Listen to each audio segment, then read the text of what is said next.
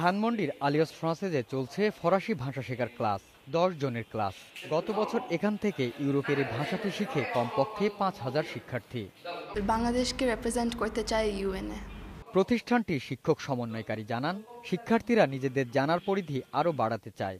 শুধু ইংরেজির মধ্যেই তারা সীমাবদ্ধ থাকতে চায় না। তারা বাইরে পড়তে চায়, তো ইভেন তারা যদি অন্যান্য দেশেও পড়ে তাহলেও মানে বিদেশি একটা ভাষার যে দক্ষতাটা সেটা তাদের ভ্যালু অ্যাড করে অনেক। জার্মান ভাষা শেখার জন্য জার্মান কালচারাল সেন্টারে আছে আলাদা কোর্স। গত বছর প্রায় 1400 শিক্ষার্থী এখান থেকে জার্মান ভাষা শিখেছে। একই সময় রুশ ভাষা শিখেছে 150 জন। এ তো গেল ইউরোপীয় ভাষা শেখার চল। এর বাইরে এশিয়ার বিভিন্ন দেশের ভাষা শেখার প্রবণতাও কম নয়। মূলত মধ্যপ্রাচ্য আর দূরপ্রাচ্যের বিভিন্ন দেশের ভাষা শেখে লোকজন এসব দেশে শ্রমিক হিসেবে যাওয়ার উদ্দেশ্যে। আর এসব ভাষা শেখার জন্য চালু আছে বিভিন্ন সেন্টার।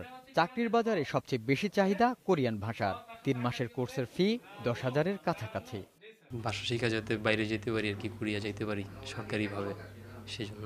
12টি ভাষা শেখায় গ্লোবাল নামের একটি সেন্টার। বিদেশে ভালো চাকরি পাওয়ার আশায় গত বছর কোরিয়ান ভাষা শিখেছে প্রায় 1200 জন। প্রত্যেক বছর আমরা কোরিয়ান অ্যারাউন্ড 1 থেকে 1,500 স্টুডেন্ট পাই, কারণ প্রত্যেক বছর অ্যারাউন্ড 3টা সার্কুলার হয়। 3টা সার্কুলারে অ্যারাউন্ড 4 থেকে 5,000 স্টুডেন্ট ওরা নেয় প্রত্যেক ইয়ারে। এবছর এখনো হয়নি, সম্ভবত মার্চ এপ্রিলের ফার্স্ট উইকে সার্কুলারটা হওয়ার সম্ভাবনা খুব বেশি।